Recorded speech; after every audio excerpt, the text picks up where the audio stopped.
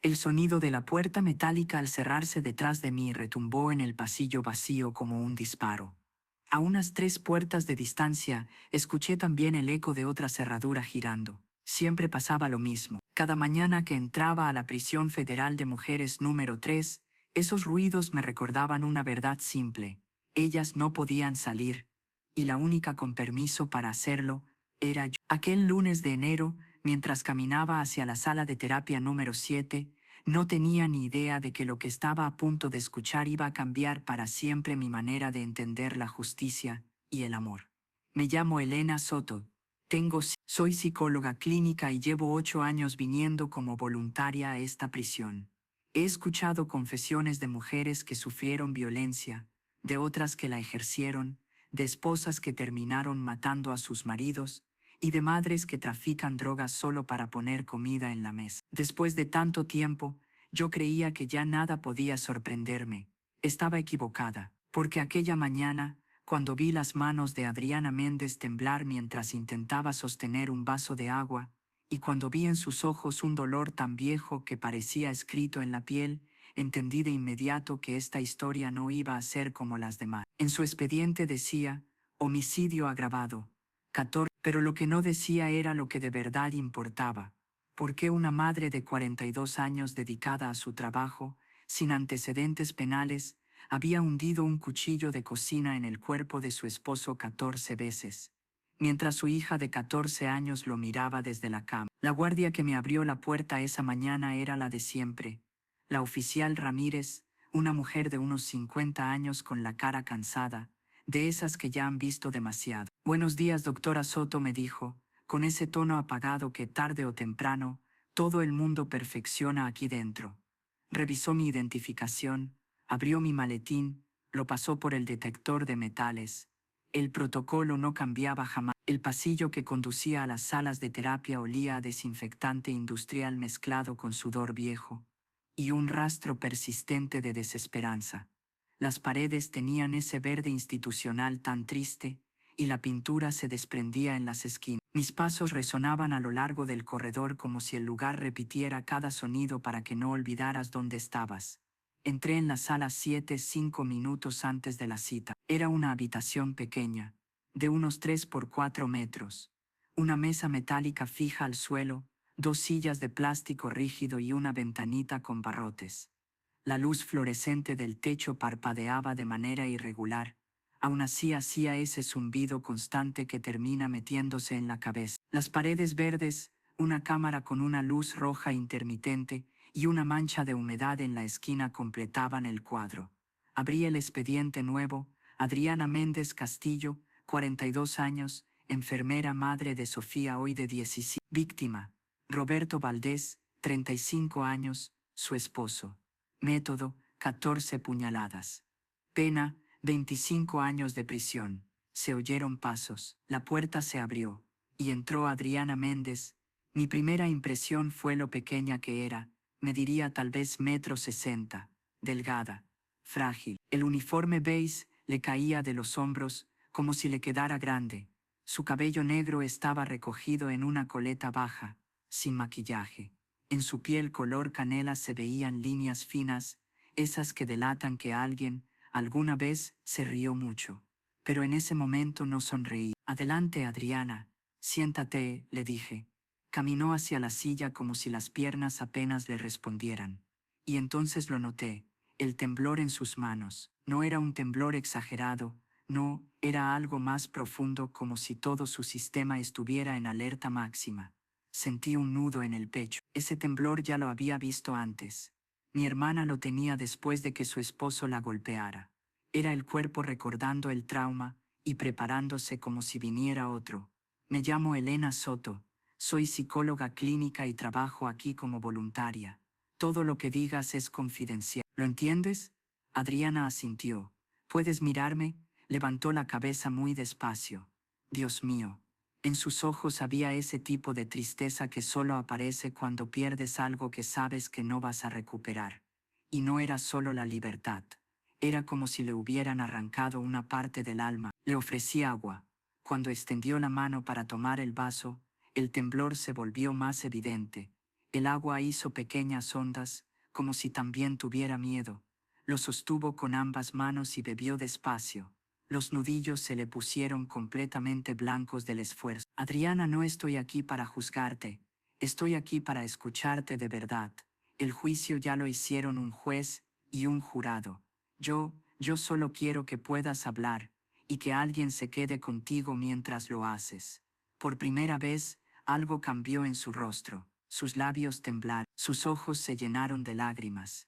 En el juicio nadie me escuchó. Doctora, dijo, nadie quiso saber por qué lo hice, solo querían que repitiera cuántas veces lo apuñalé, cuánta sangre había, pero nadie preguntó por qué una madre haría algo así. La luz fluorescente parpadeó 2 veces, como si el techo también estuviera nervioso. Entonces cuéntamelo ahora, le dije. Cuéntame tu historia desde el principio. Y esta vez, Adriana, esta vez, sí te van a escuchar.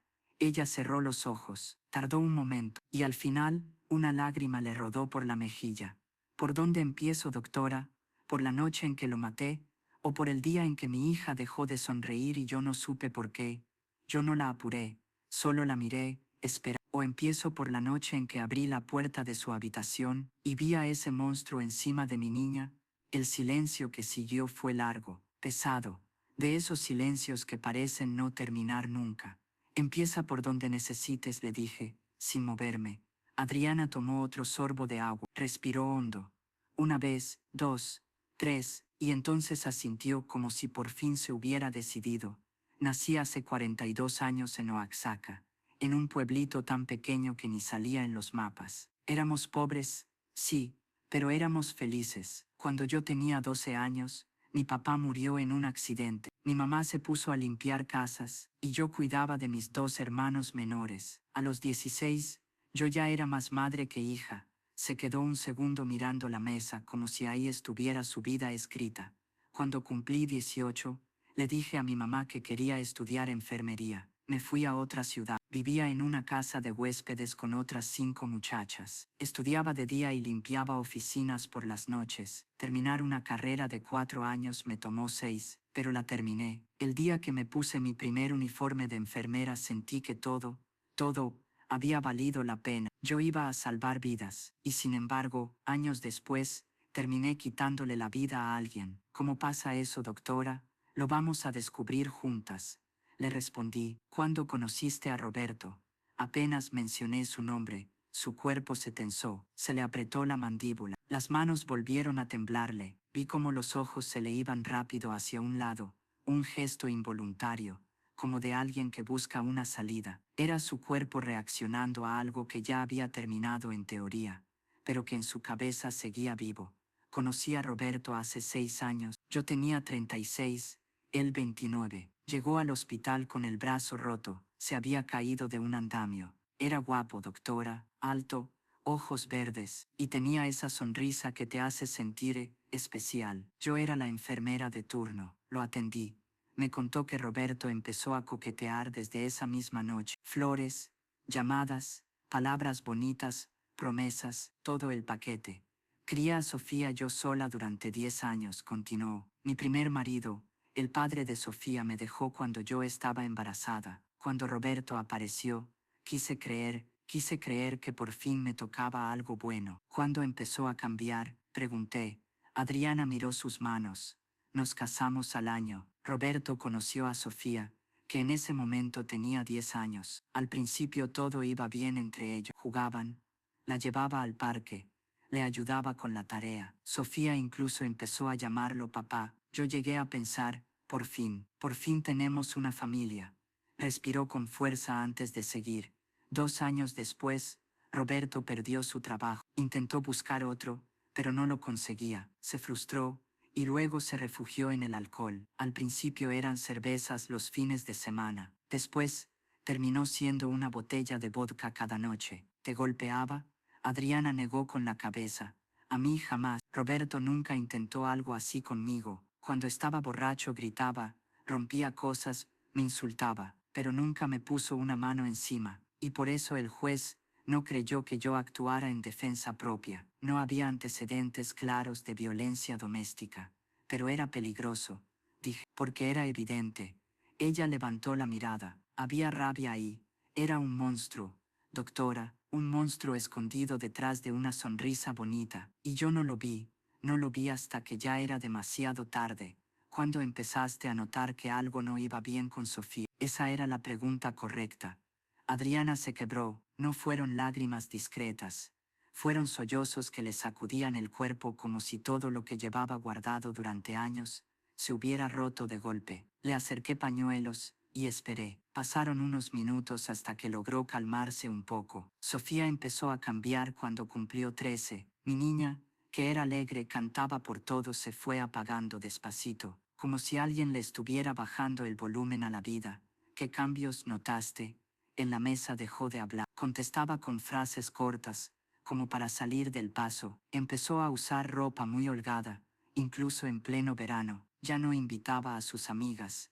Y de hecho dejaron de venir. Sus notas bajaron. Los maestros me llamaban para decirme que estaba distraída. Una maestra incluso me dijo, su hija mira por la ventana todo el tiempo como si quisiera escaparse. ¿Y tú qué pensaste que estaba pasando? Adriana tragó saliva. Creí que era la adolescencia. Todas las madres me repetían, ya pasará, y yo también me lo repetía. Intenté hablar con ella muchas veces, pero cada vez que le preguntaba me decía, estoy bien, mamá, y yo no la presioné, porque quería creerle, porque la alternativa, solo imaginarla, era insoportable. Me incliné un poco hacia ella. Adriana, lo que haya pasado no fue tu culpa. Los abusadores saben esconderse muy bien, y las víctimas, sobre todo los niños, a veces esconden la verdad incluso a sus madres. Por miedo. Vi que mis palabras le llegaban, sí, pero aún así seguía culpándose. Soy su madre, susurró. Debí saberlo, pero no lo supe. ¿Qué señales crees que ignoraste? Adriana cerró los ojos antes de contestar, como si necesitara valor. Una vez, 4 meses antes de esa noche, llegué a casa temprano. Entré y había un silencio raro. Eran las 7, pero las luces estaban apagadas. Las cortinas, cerradas. Llamé y nadie respondió. Fui a la sala y vi a Roberto en el sofá con Sofía. Y cuando me vieron, los dos pegaron un salto, como si los hubiera sorprendido haciendo algo malo. Su voz se quebró un segundo. En la cara de Sofía había una mezcla de miedo y vergüenza. Roberto se rió y dijo que estaban viendo una película de terror. Yo le pregunté a Sofía si estaba bien, y ella asintió, pero no me miró. ¿Y qué hiciste? Nada, doctora. No hice nada, porque quise creer en su explicación. Preparé la cena. Hice como si todo fuera normal. Y esa noche, cuando fui a darle las buenas noches, ella estaba llorando. Le pregunté por qué, me dijo que le dolía el estómago. Le di un medicamento y me fui a dormir. El peso de esa decisión llenó la sala como si el aire se hubiera vuelto más denso. Miré el reloj. Habían pasado 2 horas. Adriana, por hoy tenemos que terminar. Martes y jueves a las 10 de la mañana. ¿Te parece bien? Ella asintió, agotada. Doctora, gracias por escucharme. Nadie había querido oír la historia completa. Todos preguntaban solo por esa noche. Nadie quiso saber qué llevó a esa noche. Yo sí, le dije. Voy a preguntar todo. Voy a escuchar cada detalle. Te lo prometo. La oficial Ramírez abrió la puerta. Antes de salir, Adriana se dio la vuelta. Doctora, la próxima vez, ¿puedo contarle esa noche? La noche en que lo maté. Necesito que alguien sepa exactamente lo que vi, porque así va a entender por qué yo no sentí que tuviera otra opción. Sí, le respondí. Puedes contarme lo que quieras. La puerta se cerró con ese sonido metálico tan familiar. Me quedé allí, en esa sala verde, bajo esa luz que parpadeaba sin descanso, y supe en ese instante que esta historia iba a cambiarme. 1 hora después, salí de la prisión. Mi esposo me llamó. ¿Cómo estuvo tu día? Intenso, fue lo único que pude decir. Esa noche me costó muchísimo dormir. No podía dejar de pensar en los ojos de Adriana, en su voz rota que seguía resonándome en la cabeza. Como psicóloga se supone que debo mantener distancia profesional, pero como mujer, no podía. A las 3 de la mañana, me levanté, prendí la laptop y busqué el caso de Roberto Valdés. Leí todos los artículos sobre el juicio. Enfermera mata a su esposo en un arrebato violento. Madre asesina al esposo frente a su hija. Ninguna nota explicaba el porqué. Y eso me pareció demasiado raro. Solo repetían lo sensacionalista. 14 puñaladas, sangre, una niña como testigo. Algo dentro de mí se encendió. Esto estaba mal. Y si nadie iba a hacer nada, entonces iba a tener que hacerlo yo. El martes siguiente regresé con una determinación nueva, pero también con un peso nuevo, porque ya sabía que lo que estaba por escuchar sería todavía más duro. Adriana iba a contarme aquella noche, la noche en que un cuchillo se convirtió en un acto desesperado. Adriana entró. Esta vez, sus manos casi no temblaban. Podía sostenerme la mirada sin apartarla. Doctora, está lista para escuchar lo peor, porque cuando se lo cuente, no va a poder olvidarlo. Tomé aire. Estoy lista, Adriana. Te escucho. La luz de febrero entraba suave por la ventanita con barrotes. Afuera se escuchaban bocinas, tráfico, la vida normal, esa vida que sigue como si nada, aunque aquí dentro el mundo se rompa. Adriana se sentó con las manos entrelazadas sobre la mesa. Los nudillos se le pusieron blancos. No estaba tranquila, solo estaba aguantándose. Antes de contarle esa noche, necesito explicarle cómo llegamos hasta ahí, dijo. Necesita ver cómo todo se fue pudriendo, poco a poco. Cuando Roberto perdió su trabajo, yo empecé a hacer turnos dobles. Necesitábamos dinero, no tenía otra opción. Él, en cambio, no buscaba trabajo en serio. Se levantaba tarde, fingía que estaba buscando, pero yo encontraba botellas vacías escondidas por la casa. Mi vida se volvió un ciclo interminable. Trabajar de 7 de la tarde a 7 de la mañana, llegar destruida, dormir unas horas, levantarme por Sofía y volver a salir.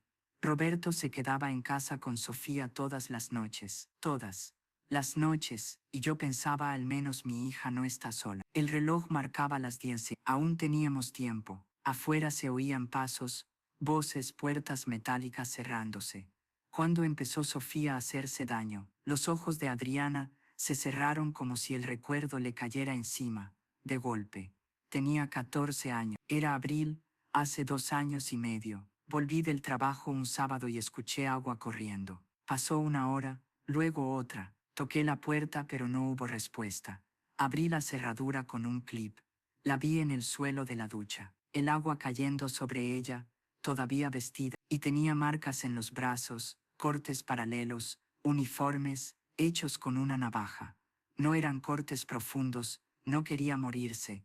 Eran cortes de alguien cuyo dolor por dentro es tan grande que necesita sentir dolor por fuera para aguantar. Yo aquello lo había visto muchas veces. Autolesión no suicida, una señal clara de trauma no procesado. ¿Qué hiciste en ese momento? Adriana apretó la mandíbula.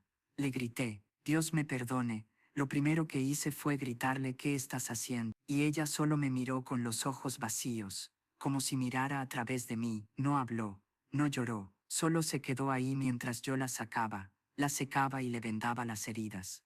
Esa misma tarde fuimos al hospital. Un médico la evaluó y la derivó con un psicólogo. Lo vimos una semana después. Era un hombre de unos 60 años, barba gris, oficina llena de diplomas. Habló con Sofía durante una hora mientras yo esperaba afuera. Luego me llamó y dijo que Sofía tenía depresión adolescente, que era común, y que le recetaría antidepresivo, que volviéramos en un mes. Eso fue todo. Sí, me dio una receta, un folleto y me cobró 800 pesos. Entonces Adriana levantó la vista con una rabia cansada. Lo que descubrí después, cuando leí su expediente durante el juicio, fue que él había escrito: paciente presenta signos consistentes con trauma sexual. Recomendar evaluación completa. Esa evaluación nunca se hizo. Jamás me lo dijo. Solo lo escribió en su computadora. Y me mandó a casa con pastillas que dejaron a mi hija dopada, pero no realmente presente. Esto era enorme. Una pieza clara de un patrón. ¿Guardaste copias de esas notas? No. Ni siquiera sabía que existían. Mi abogado de oficio las encontró, pero el juez las declaró inadmisibles. La frustración en su voz era evidente. El sistema entero le había fallado. ¿Y Roberto? ¿Qué decía sobre los cortes? El rostro de Adriana se endureció. Decía que Sofía solo buscaba atención, que era drama de adolescente, que yo la estaba malcriando, que la dejara, que con el tiempo se le pasaría. Y yo, una parte de mí le creyó, porque creer eso era más fácil que mirar de frente la posibilidad de que mi hija estuviera sufriendo. Y la idea de no saber cómo ayudarla, me aterraba. Adriana, el cerebro humano, se protege de información que podría destruirnos, le dije. Eso no es debilidad, es supervivencia, es humano. Asintió, pero se notaba que no estaba del todo convencido. Los meses siguientes fueron raros, continuó. Sofía tomaba sus medicinas como un autómata. Levantarse, escuela, volver, tarea, comer, dormir, todo como un robot. Yo trabajaba. Roberto seguía bebiendo. Vivíamos vidas paralelas, como si la casa fuera un lugar donde cada quien existía por separado. Se le quebró la voz, excepto que ellos sí se tocaban, ¿verdad? Solo que yo no lo sabía. La habitación se sintió todavía más pequeña, el aire, más denso. Cuando empezaste a sospechar algo más, Adriana se detuvo antes de hablar. 3 semanas antes del final, una noche, por descuido, olvidé mi gafete del trabajo en casa. Regresé, eran las 8. Me había ido hacía apenas media hora. Al abrir la puerta, escuché pasos rápidos arriba como si alguien corriera. Llamé, no hubo respuesta. Luego Roberto bajó. Tenía el cabello revuelto, parecía recién despertado, pero sus ojos estaban demasiado alerta. Le pregunté dónde estaba Sofía. En su cuarto, haciendo tarea, dijo. Subí, toqué la puerta. Sofía, mi amor, ya llegué. Su voz sonó rara. Estoy bien, mamá, estoy ocupada. No abrió. En su tono, había algo pánico, pero yo me convencí de que era porque la había interrumpido. Me fui al hospital, y no pensé más en eso. Adriana apretó los puños. ¿Cómo pude ser tan ciega? No era estupidez, era negación, era miedo. ¿Qué más notaste? Sofía dejó de comer casi por completo. Bajó 5 kilos en 3 semanas. Tenía ojeras profundas. Una vez la escuché vomitar después de cenar. Pensé en bulimia. Pedí cita con un nutriólogo. Era para la semana siguiente, pero nunca llegamos a esa semana. La luz fluorescente parpadeó. Llegó abril, era mi cumpleaños, cumplía 40. Una compañera me ofreció cubrir mi turno esa noche. Al principio dije que no, pero insistió. Adriana, pasa una noche con tu familia. Al final acepté, y Adriana se quedó mirando un punto fijo como si viera una línea que solo ella podía ver. Si no hubiera aceptado, si hubiera trabajado como siempre, tal vez nada habría pasado. Roberto habría seguido, Sofía habría seguido sufriendo, y yo habría seguido sin enterarme de nada. O tal vez Sofía habría terminado quitándose la vida, dije, con un nudo en la garganta. Los adolescentes que sufren abuso sexual tienen tasas altísimas de suicidio. Adriana se quedó quieta. Era evidente que no se lo había permitido pensar hasta ese momento. Entonces, tal vez salvarle la vida valió la pena, aunque yo perdiera la mía. No era una pregunta, era una aceptación. Tomamos un descanso. Cuando volvimos, Adriana parecía más centrada, como si hubiera tomado una decisión. Ahora sí voy a contarle esa noche, dijo. Lo que vi, lo que hice, ¿está lista? Asentí. Era 15 de abril, un martes. Llegué a casa, como a las 7. El cielo todavía estaba claro.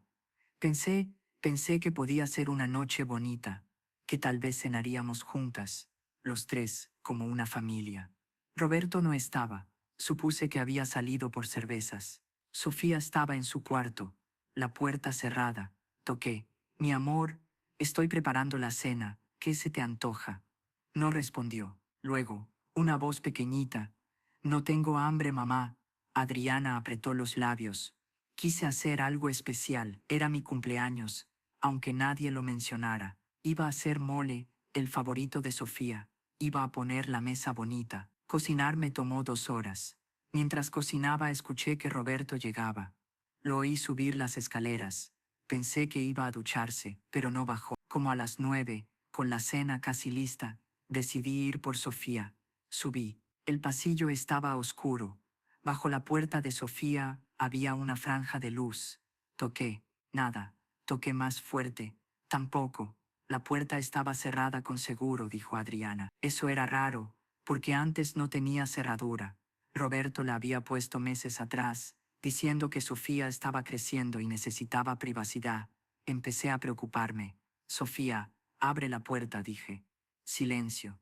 Y entonces, Adriana se quedó un segundo sin aire. Oí algo que me heló la sangre, los sollozos de mi hija.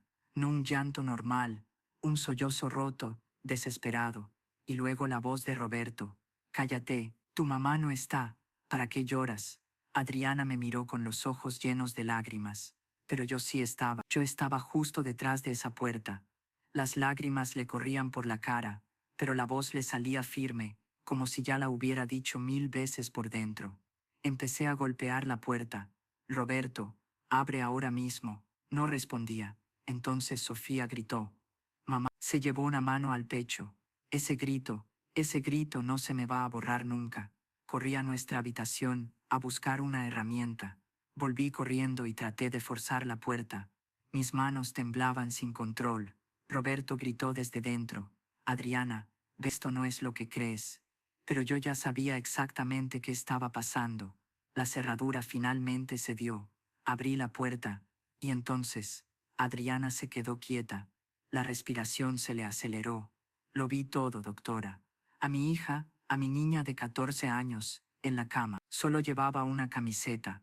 Vi a Roberto junto a ella, en una situación que nunca debería haber existido. En el rostro de mi hija había miedo, vergüenza y también alivio, porque por fin alguien había entrado. Roberto me miró. No había sorpresa, solo rabia, y me dijo, Adriana, sal. Esto es entre Sofía y yo. Entre Sofía y él, como si una niña pudiera tener algo entre ella y un adulto. Sofía empezó a llorar aún más fuerte. Intentó cubrirse con la sábana.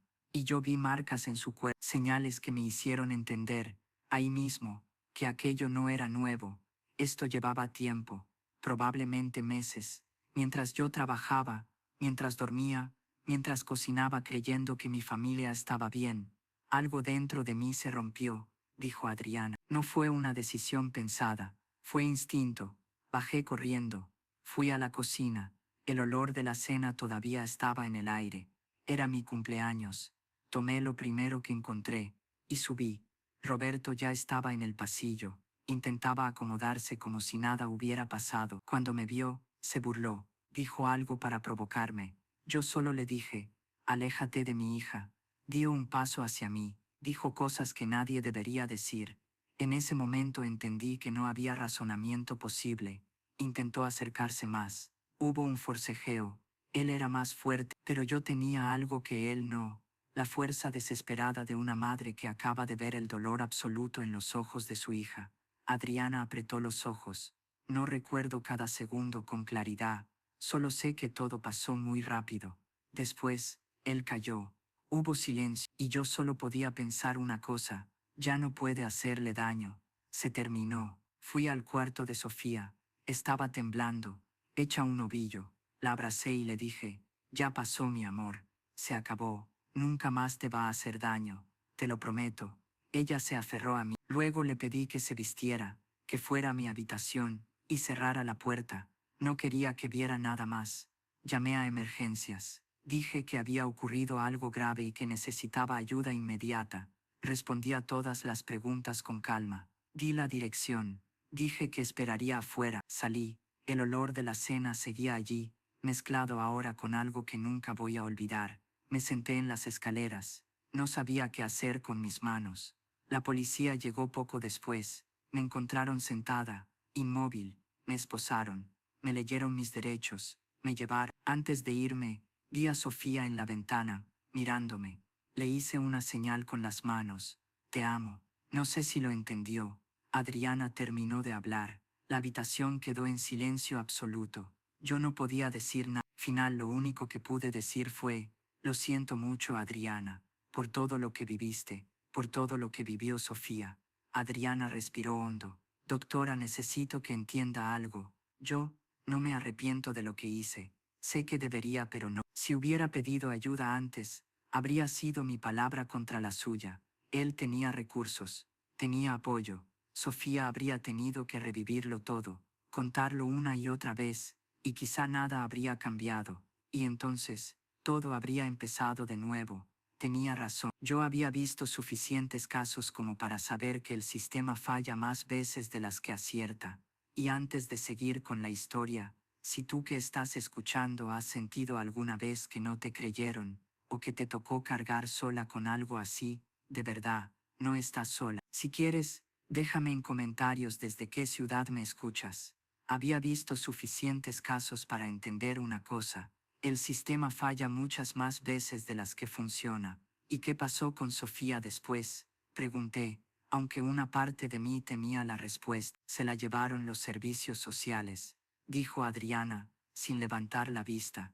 Mi hermana Mercedes peleó por la custodia, peleó como si le fuera la vida en ello. Después de 3 meses, al fin se la dieron. Hizo una pausa, como si nombrar el tiempo exacto le doliera. Ahora Sofía vive con ella en Puebla. Mercedes la cambió de escuela, incluso le cambió el nombre. Quería que nadie supiera lo que había pasado, que pudiera empezar de cero lejos de todo. ¿La has visto? Pregunté. Una vez, hace un año. Fue durísimo. ¿Qué te dijo? Adriana apretó los labios, y por un momento pensé que no iba a poder pronunciarlo. Me dijo que me odiaba, que por mi culpa todos se enteraron de lo que le pasó, que en la escuela los chicos le decían cosas horribles, que no tenía amigos, que su vida estaba arruinada. Tragó saliva y luego me abrazó fuerte, doctora, y me dijo, pero también te amo, y gracias por hacer que se detuviera. Yo nunca habría podido hacerlo sola. Se me cerró la garganta. Que una chica de 15 años tenga que agradecerle a su madre que haya frenado a un hombre de esa manera, es algo que rompe por dentro. Te deja una pregunta clavada en el pecho. ¿En qué clase de mundo vivimos para que ese agradecimiento tenga sentido? Esa noche tampoco pude dormir. La frase me perseguía como un eco dentro de la casa. Gracias por hacer que se detuviera. A las 3 de la mañana me levanté. Mi esposo Daniel se movió en la cama y abrió los ojos. ¿Otra vez el caso? Murmuró, sin necesidad de más. Asentí. Ve, dijo, haz lo que tengas que hacer. Me metí en el estudio, encendí la computadora y empecé a buscar. Roberto Valdés, 35 años al morir. Y entonces, revisando bases de datos públicas, encontré algo que me dejó helada. Roberto había sido detenido cuando tenía 19 años. La acusación, conducta inapropiada contra una menor. La víctima, su prima de 12 años. El caso se archivó. Hubo un acuerdo fuera de los tribunales. La familia aceptó dinero para no continuar. Me quedé inmóvil frente a la pantalla como si el aire se hubiera vuelto pesado. Aquello no era un hecho aislado, era un patrón. ¿Por qué nada de eso había aparecido durante el juicio? Seguí. 5 años después, otro registro. Una vecina había denunciado a Roberto por comportamientos inapropiados hacia su hija de 13 años. Otra vez, el caso se retiró. Otra vez, el dinero apareció como una sombra detrás de todo. Roberto Valdés no era un hombre que hubiera cometido un error. Era alguien que repetía la misma conducta, y nadie lo había detenido, porque su familia tenía lo suficiente para enterrar la verdad y seguir como si nada. Imprimí todo, registros de detención, informes policiales, recortes, notas, 23 páginas en total. Cuando amaneció tenía un expediente completo en las manos, y aún así no me alcanzaba. Necesitaba el historial psicológico completo de Sofía, necesitaba testimonio, necesitaba construir un caso tan sólido que ningún juez pudiera apartar la mirada. El jueves,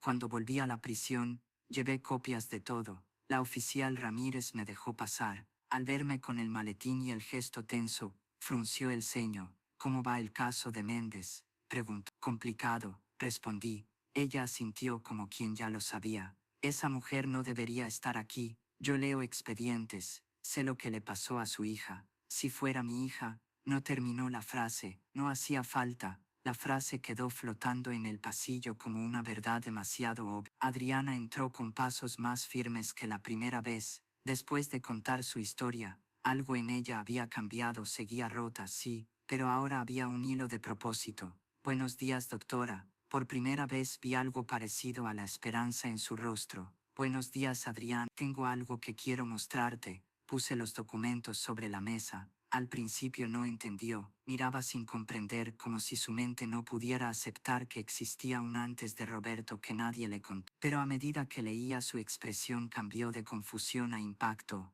y de impacto a una rabia silenciosa. Entonces, ¿él ya había hecho esto antes?, preguntó casi en un susurro. Al menos 2 veces que sepamos. Probablemente. Adriana sostuvo las hojas con manos temblorosas. Ese temblor volvió, pero ahora era distinto. Ya no era solo miedo, era indignación. ¿Por qué nadie me dijo? ¿Por qué mi abogado no encontró esto? Respiré hondo. Porque tu abogado de oficio probablemente tenía cientos de casos. Porque el sistema está roto, y porque las personas con dinero pueden ocultar crímenes, mientras quienes no lo tienen terminan pagando incluso cuando intentan proteger a los suyos. Vi la rabia en su cara, pero también vi esperanza, como si por fin alguien hubiera encendido una luz en un cuarto oscuro. ¿Esto sirve de algo? ¿Puede ayudarme? No lo sé, dije con honestidad, pero voy a averiguarlo. Necesito hablar con un abogado sobre la posibilidad de apelar con esta información. No puedo prometerte nada, Adriana, pero tengo que intentarlo. ¿Me das permiso?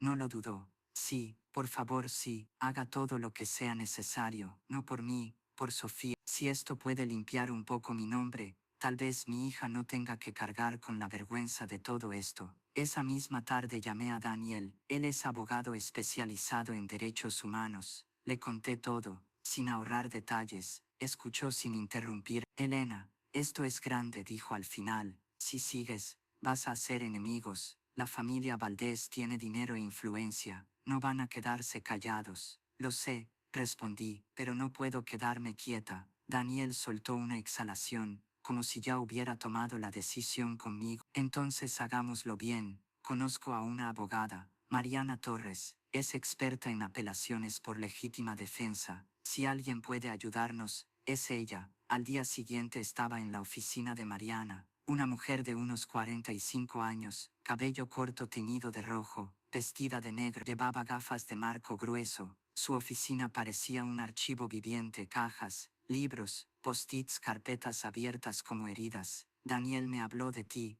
dijo. Muéstrame lo que tiene. Le entregué todo: detenciones anteriores, informes, las notas del psicólogo, artículos que pintaban a Adriana como un monstruo. Mariana lo revisó con una concentración absoluta. Subrayaba, anotaba, murmuraba para sí. 2 horas después se recostó en su silla. Esto es un escándalo, dijo. Este caso nunca debió terminar en condena. Hubo negligencia grave. Se omitieron pruebas fundamentales. Y lo más importante, el patrón del responsable habría cambiado por completo la percepción del jurado. Me miró fijo. Tenemos base sólida para pedir un nuevo juicio. No te voy a mentir. No puedo garantizar que ganemos. El sistema no suele admitir sus errores. Pero podemos intentarlo y con argumentos fuertes. ¿Cuál es el siguiente paso?, pregunté. Abrió su libreta. 1. Adriana debe autorizarme oficialmente como su abogada. 2. Encontrar a otras posibles víctimas y convencerlas de declarar. 3. Obtener el testimonio completo del psicólogo. 4. Preparar a Sofía por si tiene que volver a declarar. Se detuvo un segundo, y su voz bajó. Ese será el paso más difícil. Tenía razón. Pedirle a una adolescente que reviviera su trauma en un tribunal era cruel. Pero si era la única forma de salvar a su madre, el mundo no nos iba a dar una salida fácil. Pasé semanas trabajando como una investigadora sin placa. Con mis ahorros contraté a un detective privado. Luis, 55 años, ex policía. Necesito que investigues todo sobre Roberto Valdés, le dije. Cada lugar donde vivió, cada trabajo, cada persona que conoció. Si hay más personas afectadas, tenemos que encontrarlas. Luis asintió, pero no con entusiasmo, con realidad. Puedo hacerlo, pero debes saber algo. Mucha gente no va a querer hablar. Esto deja heridas profundas, y hay silencios que la gente protege con la vida. Tenía razón. De las 2 víctimas anteriores que Luis localizó, solo una aceptó reunirse. Se llamaba Patricia, 30 años, casada, 2 hijos. Nos vimos en un café lejos de su zona. Llegó nerviosa aunque Roberto llevaba 2 años muerto. Miraba alrededor como si pudiera aparecer en cualquier momento. No quiero hacer esto, dijo apenas se sentó. No quiero volver a vivirlo. Le dije que lo entendía, y aún así le hablé de Sofía, de Adriana, de una madre encerrada por haber intentado proteger a su hija. Patricia respiró hondo y empezó, como quien abre una puerta que juró no abrir jamás. Yo tenía 12 años, Roberto era mi primo, venía a las reuniones familiares, todos lo creían encantador. Nadie sabía lo que me hacía cuando me encontraba. Se lo conté a mi mamá, pero no me creyó, dijo que lo inventaba. Luego llegó un punto en el que ya no pudo seguir ignorándolo. Había señales demasiado claras. Llamó a la policía, pero la familia de Roberto tenía dinero. Nos ofrecieron $50,000 para que guardáramos silencio. Mi mamá aceptó. Sentí un golpe de rabia, no por ella, no por su madre, sino por lo fácil que había sido comprar el silencio. Lo siento muchísimo, dije. Si hay un nuevo juicio, ¿estarías dispuesta a testificar? Patricia me miró con dolor y rabia en partes iguales. Si eso significa que esa mujer pueda salir de la cárcel por haber protegido a su hija, sí, respondió. Alguien debió haber detenido a Roberto hace años. Tal vez entonces esa niña nunca habría pasado por todo esto. Le di las gracias, le pasé el contacto de Mariana y le prometí mantenerla informada. Luis encontró además algo clave. Roberto no había sido despedido por la crisis económica, como se decía. Lo echaron porque una compañera lo acusó de acoso. La empresa lo despidió en silencio para evitar un escándalo. Más pruebas, más piezas, cada una reforzaba lo mismo. Repetición, impunidad, encubrimiento. Mientras tanto, yo seguía viendo a Adriana 2 veces por semana. Las sesiones ya no eran solo trauma y contención, ahora eran estrategia y esperanza. Le contaba cada avance, veía cómo se le iluminaba algo, pero también cómo crecía el miedo. ¿Y si no funciona?, me dijo una vez. ¿Y si obligamos a Sofía a revivir todo esto? Y aún así yo me quedo aquí. 3 meses después, Mariana estaba lista para presentar la solicitud. 87 páginas, una por una irregularidades del primer proceso, pruebas omitidas, testimonios ignorados, meticuloso, sólido, difícil de negar. Ahora toca esperar, dijo Mariana. El juez tiene 60 días para responder. Esos 60 días fueron los más largos de mi vida. Iba a ver a Adriana cada 2 días. Se podía sentir la tensión en el aire, como si la prisión entera respirara más lento. Y entonces, exactamente el día 58 llegó la llamada. Elena, el juez aceptó la moción. En 2 semanas habrá audiencia para decidir si se concede un nuevo juicio. Me quedé sin voz. De verdad, hay una posibilidad. Hay mucho más que una posibilidad. El juez se lo está tomando en serio, pero tenemos que ir preparada. La familia Valdés va a traer a los mejores abogados. Por supuesto, estábamos a punto de romper la imagen pública de su hijo muerto, pero a mí ya no me importaba la imagen, me importaba la verdad, y la verdad, esta vez, tenía que salir con todo su peso. La audiencia fue en una sala pequeña. El juez, un hombre de unos 60 años, cabello gris, ojos que habían visto demasiado. Juez Hernández, fama de justo, fama de estricto. Trajeron a Adriana con uniforme de prisión y cuando me vio su expresión se suavizó apenas un segundo, como si mi presencia le recordara que no estaba completamente sola. Mariana presentó el caso con una precisión quirúrgica. Arrestos previos, testimonio de Patricia, notas del psicólogo. La idea central era clara. El jurado original jamás tuvo acceso a información que habría cambiado el juicio desde la raíz. El fiscal respondió que las nuevas pruebas eran, en el mejor de los casos, circunstanciales. Defendió el veredicto original como si protegerlo fuera más importante que acercarse a la verdad. El juez escuchó durante 4 horas exactas, revisó documentos, hizo preguntas incómodas, preguntas correctas, y al final dijo: tomaré esta moción bajo consideración. Daré mi decisión en un plazo de 30 días. Hasta entonces, la señora Méndez permanecerá bajo custodia. El mazo golpeó. 30 días más, pero algo ya había cambiado. Se sentía en la sala, se veía en las caras, se notaba incluso en la manera en que Adriana se sostuvo al levantarse. Cuando se la llevaron, se giró hacia mí y sonrió. Era la primera vez que la veía sonreír en 6 meses. Los 30 días pasaron lentos, densos, y entonces, el día 29, Mariana me llamó. El juez ya tomó una decisión. Mañana habrá audiencia a las 10. Sentí que el corazón se me detenía. Y no me lo dijo, Solo dijo que la audiencia será pública, que la familia Valdés debe estar presente, y que esto va a ser importante. A las 9 de la mañana ya estaba en el juzgado. Mariana también. A las 9:45 trajeron a Adriana, y a las 10, en punto, el juez Hernández entró. He examinado cuidadosamente la solicitud presentada por la defensa en el caso del Estado contra Adriana Méndez. He revisado en detalle las pruebas originales, las nuevas pruebas presentadas, los testimonios, las declaraciones y los antecedentes. Hizo una pausa eterna, y he llegado a la siguiente conclusión: existen irregularidades graves y suficiente nueva evidencia que justifican la celebración de un nuevo juicio. El aire se me salió de los pulmones. Adriana cerró los ojos. Las lágrimas le bajaron sin control. El juez continuó: me preocupa profundamente que información crucial sobre el pasado del difunto Roberto Valdés no haya sido presentada al jurado. Me preocupa seriamente que las notas del psicólogo no llegaran a conocimiento del jurado. Y es evidente que la testigo menor de edad no fue adecuadamente preparada. Por lo tanto, ordeno la celebración de un nuevo juicio. Además, considerando la naturaleza de la nueva evidencia, reduzco la fianza para que la acusada pueda esperar el juicio en libertad, bajo libertad condicional y con monitoreo electrónico. Un murmullo recorrió la sala.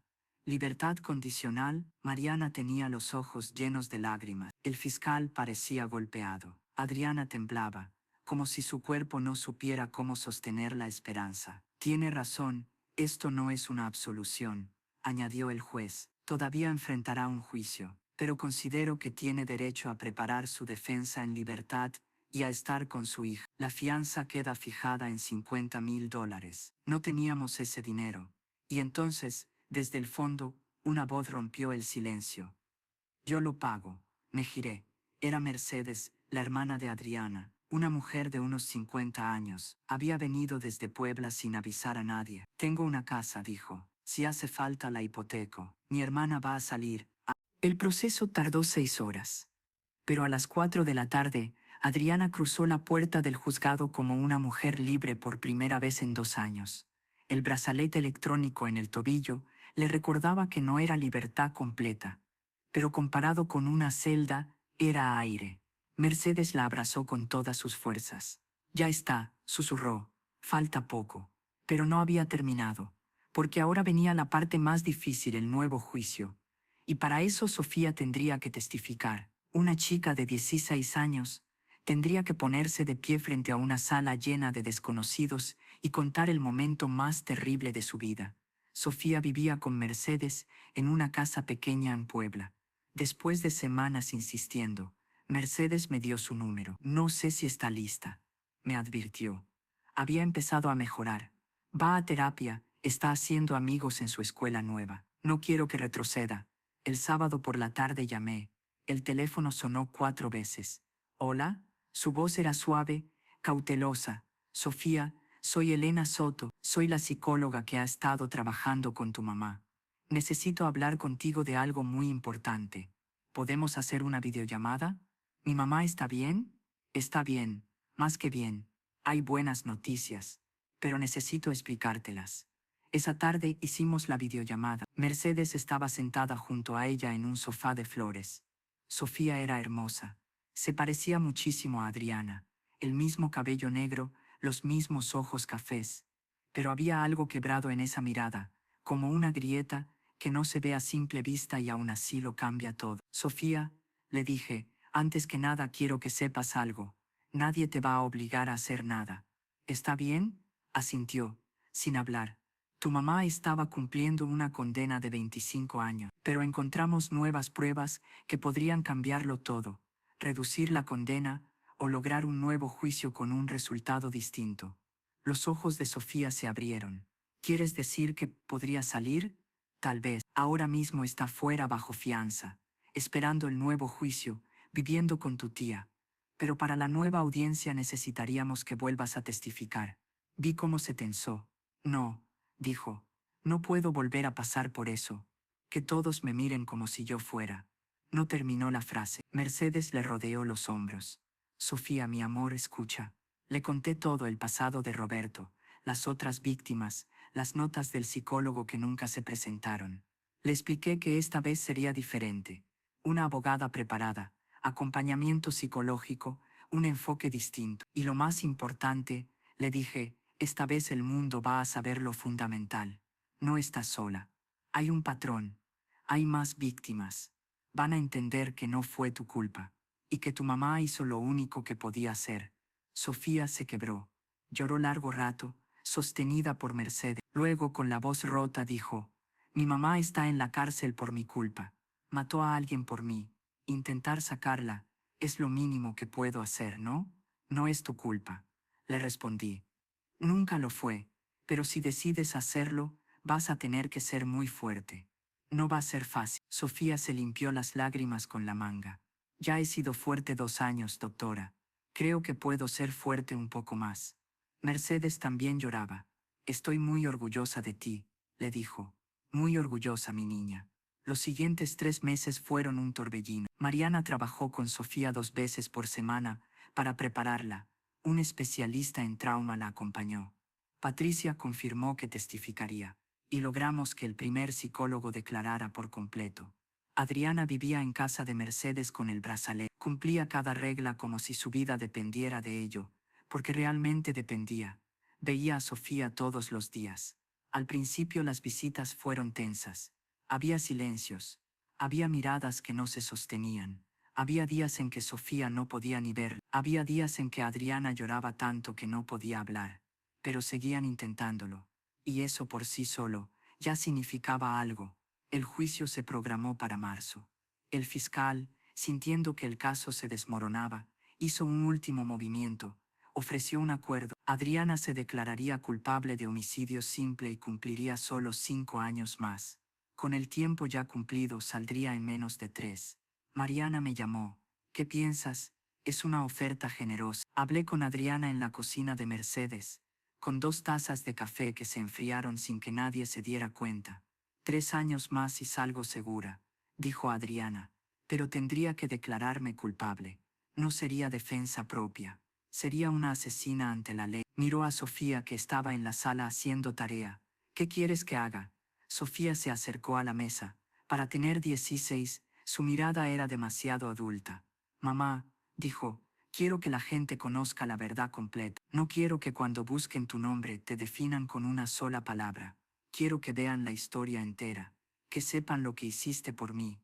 Miró a Mariana, sin bajar la voz. Vayamos a juicio. El juicio comenzó el 15 de marzo. 3 años después de aquella noche, la sala estaba llena. Periodistas, activistas, organizaciones de mujeres. El caso había captado atención nacional. Los titulares hablaban de una madre encarcelada por intentar proteger a su hija. Fuera del juzgado había manifestaciones, carteles. Adriana es inocente. Proteger a tu hija no es un crimen. También había protestas contrarias. La familia de Roberto gritaba, justicia para Roberto Valdés. Dentro la tensión era palpable. El juez Hernández presidía. Rostro neutro. Ojos atentos. Nuevo jurado. 12 personas que escucharían todo por primera vez. Mariana inició su alegato de apertura. La sala quedó en silencio. Señoras y señores del jurado, durante las próximas 2 semanas escucharán una historia. La historia de una madre obligada a tomar la decisión más difícil que puede enfrentar un ser humano. Una madre atrapada entre la ley y la seguridad de su hija. El fiscal presentó su versión. Adriana Méndez cruzó esa noche un punto sin retorno. Los hechos tuvieron consecuencias graves e irreversibles. Así comenzó. Los primeros 3 días fueron testimonios técnicos. Peritos, agentes, análisis forense, frío, clínico, distante. El 4.º día Patricia subió al estrado. Su voz temblaba pero fue firme. Relató lo vivido. Explicó cómo el dinero compró el silencio. Si alguien lo hubiera detenido entonces, dijo, tal vez Sofía no habría tenido que llegar hasta aquí. El 5.º día declaró el psicólogo. Admitió que desde la primera sesión había visto señales alarmantes. Aislamiento, autolesión, síntomas de estrés intenso. En mis notas señalé la necesidad de una evaluación especializada, explicó. Mariana preguntó, ¿por qué no lo comunicó directamente a la madre? El psicólogo bajó la mirada. No lo sé, debía hacerlo. Fallé, y entonces llegó el 6.º día. El día que todos esperaban, y que todos temían, Sofía iba a testificar. La vi entrar con Mercedes, vestido azul sencillo, cabello recogido. Parecía más joven que sus 16, pero cuando subió al estrado levantó la mano derecha y juró decir la verdad. Vi algo inesperado, determinación.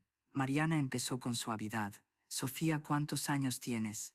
16. Preguntas simples, para darle piso. Luego, poco a poco la profundidad. Sofía, ¿puedes explicarle al jurado cómo comenzó tu relación con Roberto Valdés? Su voz tembló, pero no se quebró. Roberto era el esposo de mi mamá. Se casó con ella cuando yo tenía 10 años. Al principio todo parecía normal, pero con el tiempo, su comportamiento cambió. ¿En qué sentido? Sofía cerró los ojos. Cuando los abrió estaban llenos de lágrimas. Empezaron conductas que me hacían sentir incómoda. Al principio no entendía. Después me di cuenta de que no era casual. ¿Cuántos años tenías? 3. Un silencio pesado recorrió la sala. Sofía habló casi 40 minutos. Control, fragilidad, firmeza. Contó cómo su madre trabajaba de noche, cómo una noche Roberto entró a su cuarto con una excusa, cómo su actitud era distinta, cómo había bebido. Respiró hondo, se sentó en mi cama, se acercó demasiado, y yo me quedé paralizada, y explicó lo que la doctora Elena le había dicho después, la respuesta de congelamiento traumático, el cuerpo incapaz de reaccionar, aunque la mente grite. Le pedí que se fuera, y no se fue. Mariana le dio unos segundos. ¿Qué más ocurrió, Sofía? Sofía respiró hondo otra vez. Cuando estábamos a solas, buscaba pretextos para acercarse.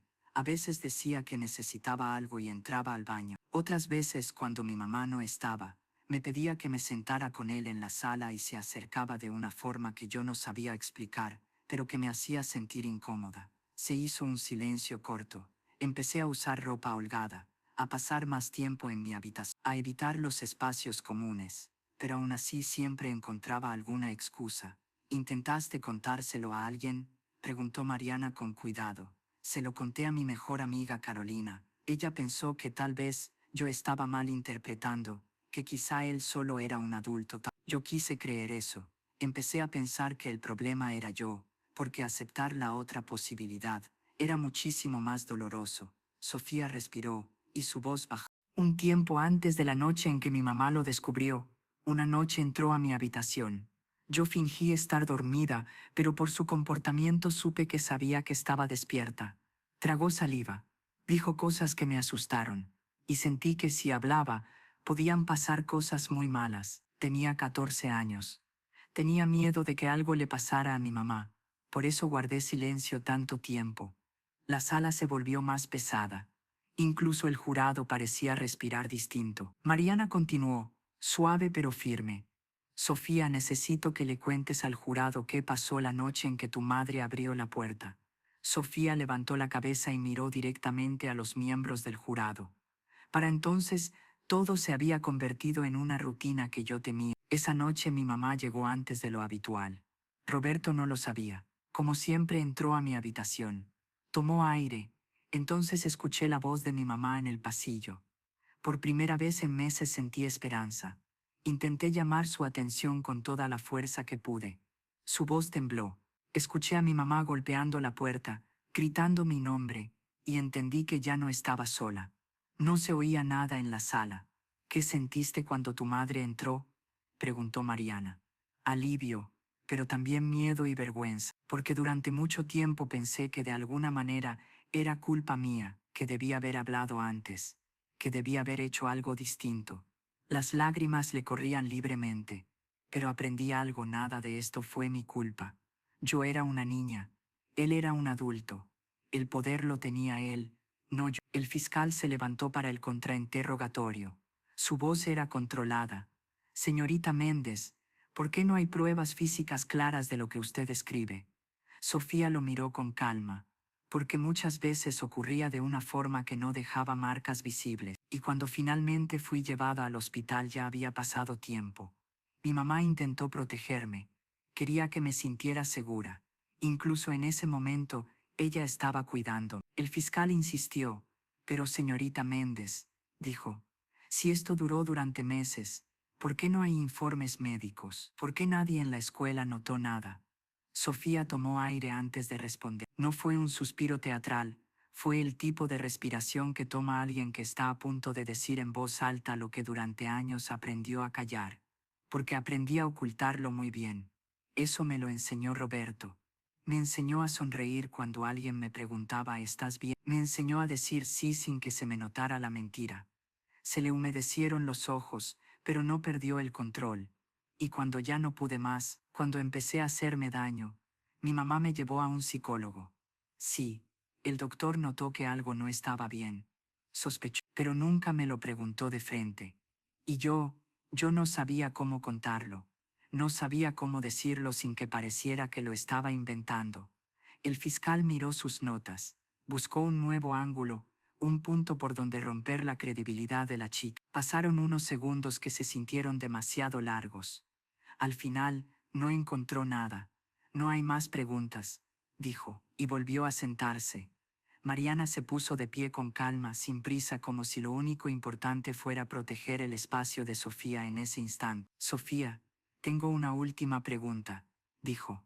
¿Culpas a tu madre por lo que hizo esa noche? Sofía miró a Adriana, que lloraba en silencio en la mesa de la defensa. No era el llanto ruidoso de una escena, era el llanto de alguien que lleva años tragándose la culpa. No, respondió Sofía. Estoy agradecida con mi madre. Ella me salvó. Tragó saliva. Y sé que muchas personas dirán que lo que hizo fue demasiado, que debería haber llamado a la policía, que tenía que existir otra manera. Pero yo estuve allí. Yo vi los ojos de Roberto cuando mi mamá entró en la habitación. Y sé que, si mi madre no hubiera hecho lo que hizo, él no se habría detenido. Lo sé. La sala permaneció inmóvil. Habría seguido haciéndome daño, y cuando ya no pudiera hacerlo más, probablemente me habría matado para que yo no pudiera hablar. Mariana sostuvo el silencio un segundo más, como un gesto de respeto. Gracias, Sofía, dijo al fin. Has sido muy valiente. Sofía bajó del estrado, caminó de vuelta con pasos pequeños, controlados. Al pasar frente a la mesa de la defensa se detuvo. Miró a su madre. Y entonces hizo algo que nadie esperaba. Se inclinó y abrazó a Adrián. Madre e hija lloraron juntas allí mismo, frente al jurado, frente a los periodistas en el centro de la sala. Y en ese momento, lo vi claro. No hacía falta ser psicóloga para entender por qué Adriana había hecho lo que hizo. En el octavo día, Adriana testificó. Cuando la llamaron al estrado, caminó con la espalda recta y la cabeza en alto. Ya no era la mujer quebrada que había visto en la sala de terapia. Estaba allí como una madre que había protegido a su hija, y que estaba dispuesta a defender esa decisión ante el mundo. Mariana comenzó con suavidad. Señora Méndez, ¿podría contarle al jurado qué tipo de madre era usted antes de conocer a Roberto Valdés? Adriana habló con una voz firme, sorprendentemente estable. Me quedé sola cuando Sofía tenía 1 año. Su padre biológico nos abandonó. Trabajé turnos dobles durante años para darle lo que necesitaba. Nunca tuvimos mucho dinero, pero no importaba. Teníamos amor. Sus ojos se movieron apenas, como si estuviera viendo imágenes viejas. Sofía era todo mi mundo. Cada decisión que tomaba era pensando en ella, y cuando conocí a Roberto creí que por fin le estaba dando lo que le faltaba. Una figura paterna, una familia completa. La voz le tembló apenas, solo un instante. Resulta que le di una pesadilla. Cuando empezó a sospechar que algo no estaba bien, preguntó Mariana. Sofía empezó a cambiar hace 2 años. La niña alegre desapareció, se volvió callada, distante. Empezó a usar ropa que escondía su cuerpo. Sus calificaciones bajaron, y después empezó a hacerse daño. Apretó la mandíbula. Cuando vi los cortes en sus brazos, sentí que el mundo se me venía encima. La llevé al psicólogo. Le recetó medicación. Me dijo, es depresión adolescente. Es normal. Y yo le creí, porque quería creerle. Miró al jurado, porque la alternativa era aterradora. Aceptar que algo horrible estaba ocurriendo en mi propia casa y que yo no lo había visto. Mariana levantó una carpeta y mostró las fotografías de los brazos de Sofía. Marcas paralelas, regulares, intencionales. Señora Méndez, preguntó como enfermera con años de experiencia, reconoció estas heridas como una señal de trauma. Adriana cerró los ojos como si le doliera admitirlo en voz alta. Sí, en mi trabajo ya había visto esto antes, especialmente en mujeres jóvenes, autolesiones como forma de soportar un dolor que no podían expresar. Abrió los ojos otra vez. Pero cuando fue mi hija, mi mente no quiso unir los puntos, porque unirlos significaba aceptar una verdad terrible, y yo no estaba preparada para esa verdad. Mariana asintió con respeto, y pasó a lo inevitable. Puede contarle al jurado lo que ocurrió la noche del 15 de abril. Adriana tomó agua, respiró hondo, y comenzó. Ese día era mi cumpleaños, cumplía 40 años. Una compañera se ofreció a cubrir mi turno para que pudiera irme antes a casa. Casi dije que no, casi insistí en trabajar como siempre, pero algo, una intuición, una necesidad rara, me dijo que debía volver. Su voz no era melodramática. Era precisa como quien recuerda cada detalle porque lo ha revivido 1000 veces. Llegué alrededor de las 7 de la tarde.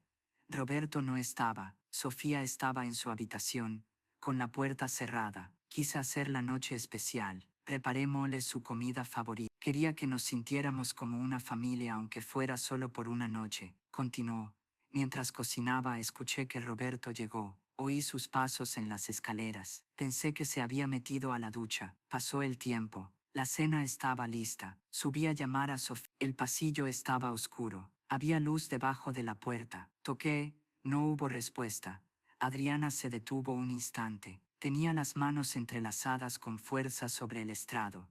Y entonces escuché algo que nunca voy a olvidar. Escuché a mi hija, pero no era un llanto común. Era el sonido de alguien que ya no puede más. Y escuché la voz de Roberto diciendo: «Cállate, tu mamá no está en casa». Levantó la mirada, clavándola en el jurado. Pero yo sí estaba en casa. Yo estaba al otro lado de esa puerta. La sala parecía contener el aire. Empecé a golpear, a gritar. La puerta estaba cerrada con seguro. Ese seguro lo había puesto Roberto meses antes. En ese momento entendí por qué. Sus ojos se llenaron. Fui a mi habitación por una herramienta. Mis manos temblaban tanto que me costaba abrir el cajón, agarrar cualquier cosa. Volví y forcé la cerradura. Al final cedió. Mariana bajó la voz como si estuviera hablando con una persona herida, no con una acusada. ¿Qué vio cuando abrió la puerta? Adriana tragó saliva. Su voz se quebró apenas. Vi a mi bebé, sobre la cama. Vi miedo puro en sus ojos. Vi a Roberto junto a ella. Y en ese instante, lo entendí todo. Negó con la cabeza como si todavía no pudiera creerlo. Entendí por qué Sofía había cambiado, por qué se hacía daño, por qué me evitaba. Todo encajó de una forma horrible, pero clara, y algo dentro de mí se rompió. Se hizo un silencio que dolía. No fue una decisión consciente, no fue venganza, fue instinto. El instinto de una madre cuando ve a su hija en peligro. Respiré. Bajé corriendo a la cocina. El olor de la comida todavía estaba en el aire. Una cena de cumpleaños que jamás comeríamos. Sus manos apretaron el borde del estrado. Tomé un utensilio de cocina. No pensé voy a matar a alguien. Lo único que pensé fue, tengo que proteger a mi hija. ¿Qué pasó después?, preguntó Mariana sin apurarla. Cuando volví arriba, Roberto estaba en el pasillo. Me vio, se burló, dijo que yo no tenía valor. Intentó quitarme lo que llevaba en la mano. Hubo un forcejeo. Su voz se volvió más baja, como si recordara el ruido, el caos. Después de eso no recuerdo cada segundo con claridad. Un momento estábamos luchando, y al siguiente todo había cambiado. Y en esos segundos yo solo tenía una cosa en la cabeza: mi hija. El fiscal se levantó. Señora Méndez, dijo, usted afirma que actuó para defender a su hija. ¿No le parece que fue demasiado? Adriana lo miró fijamente. No con odio, con una calma dura, como piedra. ¿Sabe cuántas veces Roberto lastimó a mi hija? Yo no lo sé. Ella dejó de contarlas. Hizo una pausa. ¿Sabe cuántas noches lloró hasta quedarse dormida? Yo tampoco, porque yo estaba trabajando, tratando de mantener un techo sobre nuestras cabezas. Mientras tanto, el hombre que debía cuidarla la estaba destruyendo. Miró al jurado, uno por uno. Así que no me parece excesivo. ¿Se arrepiente de lo que hizo?, preguntó el fiscal. Adriana respondió sin dudar, y esa certeza heló la sala. Me arrepiento de no haberlo visto antes, de haber sido ciega, de haber llevado a ese hombre a la vida de mi hija. Le tembló la barbilla. pero se sostuvo. Pero de haberlo detenido, no me arrepiento. El fiscal intentó interrumpir, pero ella siguió, con una voz que ya no pedía permiso, porque si yo hubiera llamado a la policía, si hubiera confiado en el sistema, él habría contratado a los mejores abogados que el dinero pudiera pagar. Habría sido su palabra contra la de una niña de 14 años traumatizada. Respiró y soltó lo que llevaba años guardando. Tal vez lo habrían castigado, o tal vez no. Y si hubiera vuelto, la próxima vez mi hija quizá no habría sobrevivido. Se enderezó. Yo no podía correr ese riesgo. Adriana sostuvo la mirada firme. Prefiero haber pasado el resto de mi vida en la cárcel sabiendo que mi hija estaba viva, antes que ser libre sabiendo que ese hombre podía seguir haciéndole daño. Esa fue mi decisión. Y si estuviera en la misma situación, haría exactamente lo mismo. El fiscal ya no tenía nada más. Se sentó en silencio. Los alegatos finales se realizaron el día 12. Mariana habló durante una hora completa. Adriana Méndez no es una asesina, dijo. Es una madre que se enfrentó a una elección imposible y puso la vida de su hija por encima de su propia libertad. Roberto Valdés no era una víctima inocente. Era un abusador reincidente. Y finalmente se encontró con alguien que tuvo el valor de detenerlo. El fiscal presentó su argumento contrario. 14 puñaladas no son defensa propia. Eso fue furia. Eso fue homicidio. Y el homicidio debe ser castigado. El jurado se retiró a deliberar durante 3 días. 3 días que se sintieron como 3 años. Adriana esperaba en casa de Mercedes con el brazalete electrónico. Cada hora parecía eterna. Mercedes me llamaba a cada rato. No come, me decía, casi no duerme. Solo se sienta frente a la ventana y mira hacia afuera. Sofía tampoco estaba bien. Tiene pesadillas, me dijo Mercedes. Se despierta llorando. Yo también dormía a ratos, como si el cuerpo no se atreviera a relajarse. Daniel me encontraba de madrugada en la cocina, con café frío entre las manos. Mariana llamaba cada pocas horas. El jurado pidió volver a escuchar el testimonio de Sofía. Eso podía ser bueno. Pidieron revisar otra vez las fotos de las marcas. También parecía positivo. Pidieron los antecedentes de arrestos previos de Roberto. Eso definitivamente era bueno. Pero el segundo día ocurrió algo preocupante. Pidieron revisar la ley sobre los límites del uso de la fuerza. Eso significaba que estaban discutiendo lo que nadie quería discutir. Si las 14 puñaladas podían considerarse defensa propia. El tercer día fue aún peor. No hubo noticias. No pidieron nada. No preguntaron nada. Cada hora sin información se sentía como una mala señal. A las 14 de Mariana llamó. Le enviaron una nota al juez. Están divididos. El juez les pidió que continuaran deliberando. Sentí un peso en el estómago. Un jurado dividido podía significar un juicio nulo. Volver a empezar. Volver a exponer a Sofía. Volver a esperar. Y entonces a las 10 sonó mi teléfono. Ya hay veredicto. Todos al juzgado en una hora. Llegué antes de tiempo. La sala ya se estaba llenando. Periodistas, activistas con pines que decían justicia para Adriana. Pero la familia de Roberto Valdés también estaba allí. Rostros duros. Miradas afiladas. Mariana estaba en su lugar. Mercedes llegó con Sofía. Sofía se veía enferma de miedo. Le temblaban las manos. Luego trajeron a Adriana. No llevaba esposas, porque estaba en libertad condicional. Caminaba con paso firme, pero todo su cuerpo estaba tenso, como una cuerda a punto de romperse. Se sentó junto a Mariana. El ujier anunció en voz alta, de pie ante el honorable juez Hernández. El juez entró, su rostro estaba rígido, tomó asiento. Nosotros también. El silencio era tan cortante que parecía que alguien lo hubiera fabricado. Que pase el jurado. Los 12 miembros entraron en fila, rostros neutros, expresiones cuidadosamente controladas. Intenté leer señales. La mujer mayor que había llorado durante el testimonio de Sofía evitaba mirar hacia la defensa. No era buena señal, pero un hombre joven miró a Adriana. En su mirada había algo parecido a comprensión. El juez habló. Ha llegado el jurado a un veredicto. El presidente del jurado, un hombre de unos 50 años, cabello gris, se puso de pie. Tenía un papel en las manos. Se notaba que le temblaban. Sí, su señoría. Hemos llegado a un veredicto. Por favor, entregue el veredicto al ujier. El papel pasó de mano en mano hasta llegar al juez.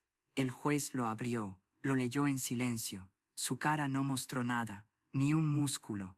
Lo volvió a doblar. Esos segundos se hicieron interminables. Yo escuchaba mi propio corazón como si estuviera demasiado cerca. Miré a Adrián. Sus labios se movían sin sonido. Estaba rezando. Sofía apoyó la cabeza en el hombro de Mercedes. Mariana parecía una estatua. El juez habló. Que la acusada se ponga de pie. Adriana se levantó.